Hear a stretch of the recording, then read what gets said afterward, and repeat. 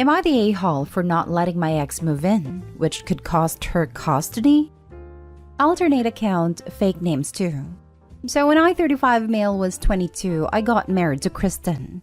We had our son, Sky 11 male, about a year into our marriage.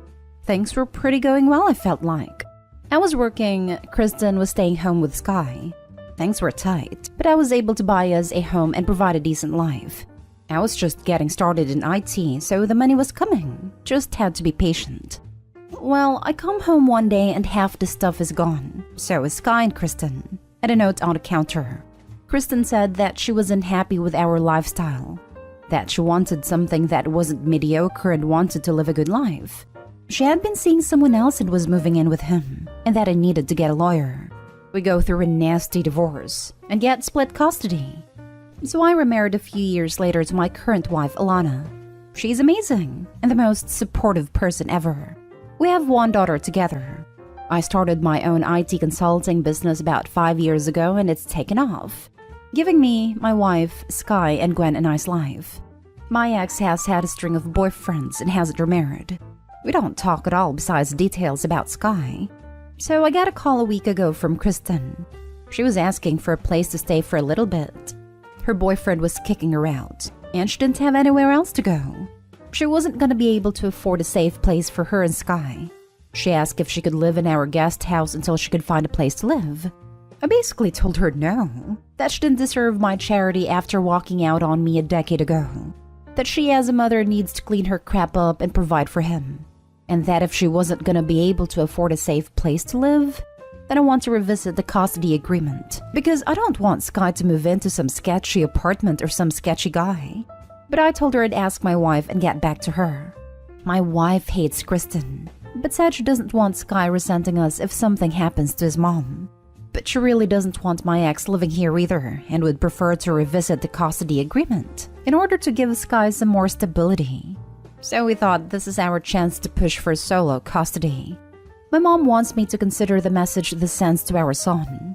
My dad told me to remember the note on my counter 10 years ago and do think about what is best for my son in the long run.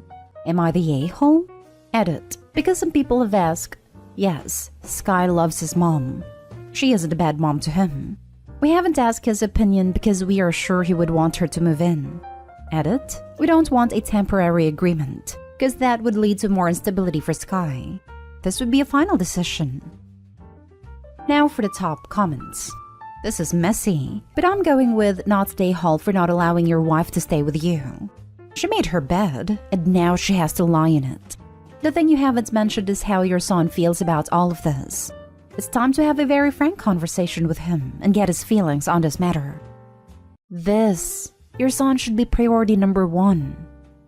I agree that the son should be priority number 1, but that doesn't mean ex-wife moving in, because certainly that's what Sky would want. Making your child your first priority doesn't automatically mean they get to make decisions that affect the entire family. His mom put herself in this situation. She needs to figure it out without making it OP's responsibility. While moving in would allow OP's ex to keep custody, it would make OP's family life a living hell, which in the end would be detrimental to Sky as well. People divorce precisely so their kids can have a peaceful environment and not be around two parents that can't stand each other. Changed from not the a-hole to a massive you're the a-hole based on OP's edits and responses. You don't have to completely kick Kristen to the curb by pushing for solo custody. You can help her in another way. The thing here is to do what's best for your son in the long run, and that for his mother to be secure. My suggestion is you offer to take your son full-time for maybe 6 months or so. This will give Kristen time to get a job and accommodations. Allow her to take him for the day on weekends, etc. Once she has life sorted out, custody goes back to how it is now. You're the a-hole. Going for sole custody or having your ex-wife move in are not your only options, and you know it. Not the a-hole for not wanting her to move in, but that doesn't mean that you are not being an a-hole. We go through a nasty divorce and get split custody. It was decided that it was in Sky's best interest to have both parents in his life, and until he is old enough to express a preference, that is what should happen where possible. Having Sky live with you full-time while his mother sorts herself out is a very different thing than going for sole custody for the rest of his childhood. You could tell your ex that you won't go for sole custody, but she needs to sign paperwork. That Sky will stay with you so that his situation is stable while she sorts herself out. You can both preferably jointly explain to Sky that Mummy is having a difficult time at the moment, so he will live with you full-time until things are better for Mummy, and then you will go back to the previous arrangement. If he asks why Mummy can't come and live with you, which at 11 he probably won't, you explain that Mummy and Daddy respect each other, but don't get along well, so that is only going to make everyone miserable.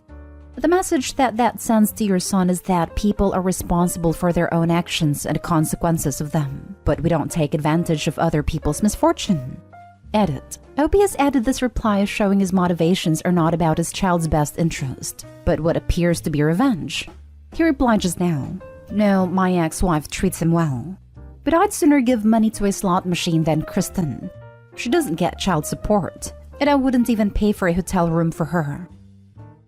Next story. Am I the a-hole for being openly hostile towards my sister and telling on her, thus potentially making her husband lose custody of his children? I'm not gonna be shy about this. My sister sucks. She is a horrible, self-centered person who thinks she's the main character. She is not only a horrible person, she is a step monster. She married this guy who is a freaking pushover 3 years ago.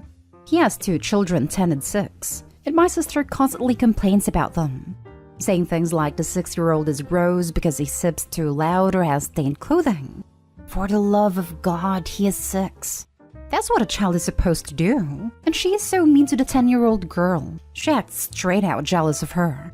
I've caught her taunting her that Daddy loves my sister more than her. She is horrible. I've straight up called her out after trying to talk to her a million times. At Christmas, she was saying that it'd be nice to have the kids there. And I said, "Why? You hate them." This was when everything was almost over, and she had been bragging to her friends that her husband had spent more on her than on his daughter. A fight ensued. My parents reprimanded me, but my cousins took my side and called her out, noting every moment that they had witnessed her being horrible. Her husband obviously took her side and said that she was a wonderful stepmother, and the kids love her. To which I said that was a lie, as I had consoled them countless times after they were taunted by my sister. They left, and we haven't talked since. One day I was running errands and run into my step-nephews who were with their mother. I'd never met her, but honestly, she is wonderful. We decided to have some coffee. While the kids were playing, she asked me how her children behaved, etc. I said they were wonderful, and then I just spilled the beans on my sister. How awful she was, what I've heard her say to the kids, and the inaction of her ex-husband. By the end, she was horrified. She said the kids didn't like her, but she always chucked it up to my sister being the new woman in their father's life. She said the kids never really said anything even when she asked. I then told her I was very concerned for the children, as my sister had straight up told the 10-year-old that it would be better if she disappeared from her father's life. Their mother saw red and asked me if I'd be willing to testify. She said that this was unacceptable and she would be taking their father to court again. I said I would recount the events that I witnessed and could ask my cousins who witnessed a lot too. She was very grateful. I asked my cousins who were all willing to recount the events, but word got around to my parents, and by extension my sister. And they have been calling me the biggest a-hole on the planet who would betray family on a whim. Am I the a-hole? Not the a-hole. Those kids are clearly being mistreated by your sister, and clearly their well-being is being neglected by their father.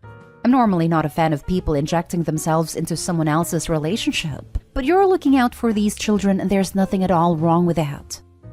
To be honest, I don't care about the relationship of her and her ketchup-smelling husband. I feel really, really bad for the kids. Exactly. This is all about the kids, and I will never knock someone who is standing up for kids. In my opinion, there's nothing lower than a person who mistreats children or animals. Not stay home. How awful for those poor children.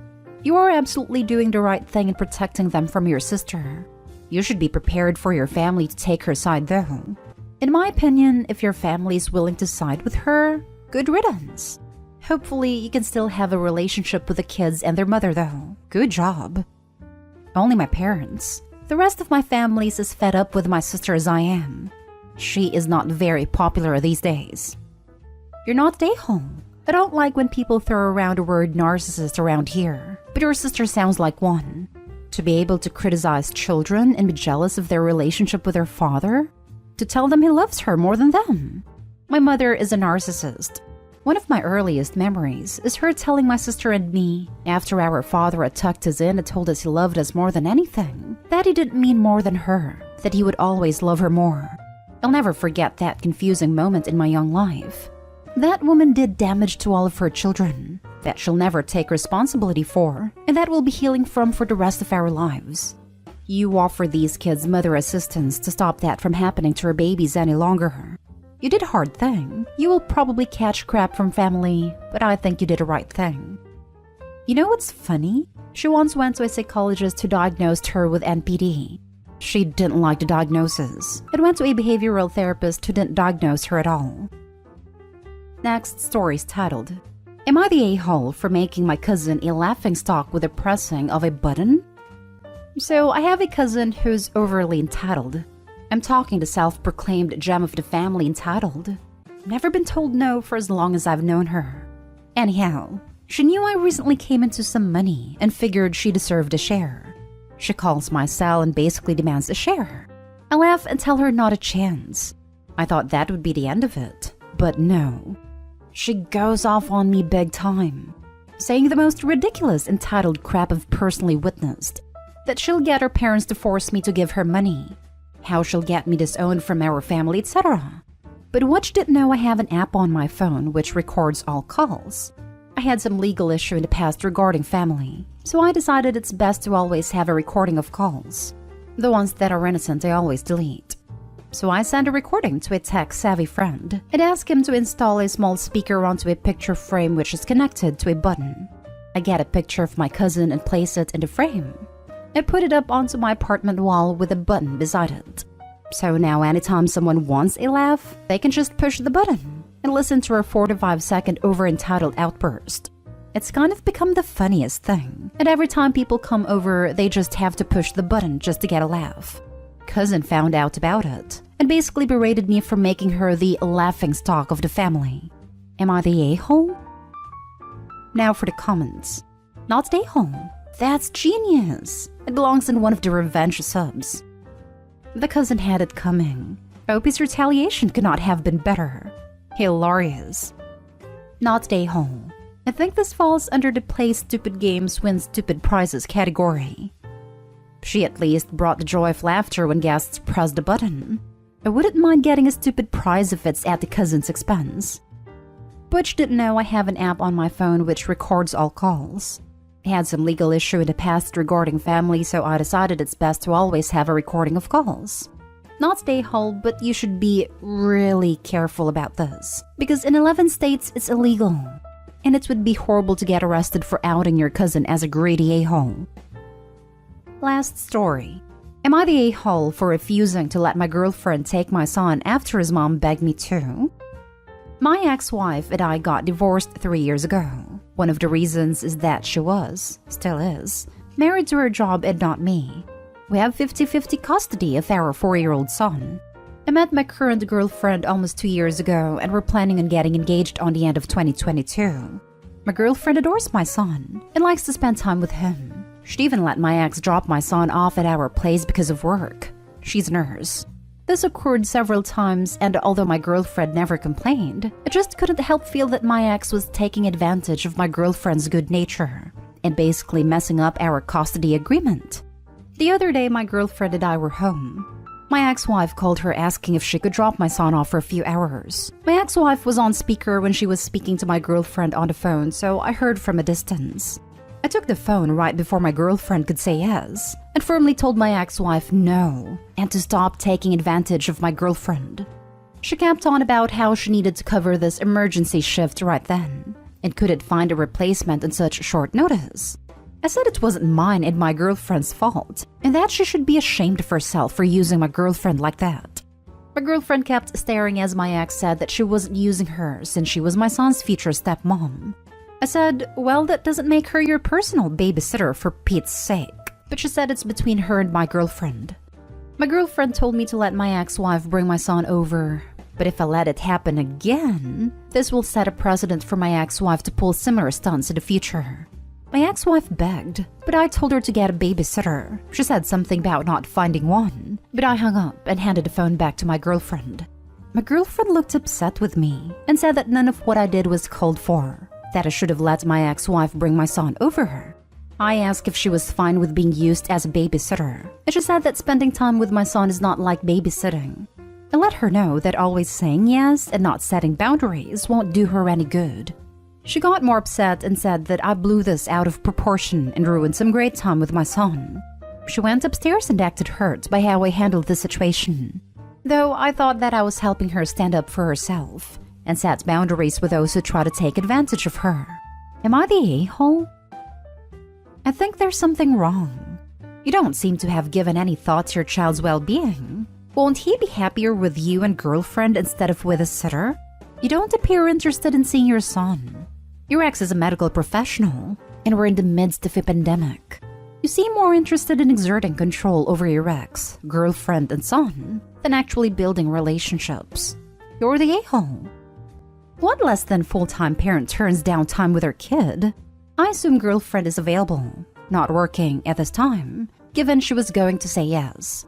Plus, it's not babysitting, it's step-parenting, even when it's not your time. Most of the time you hear people rightfully upset that their significant other is being a bad step-parent and not forming a bond.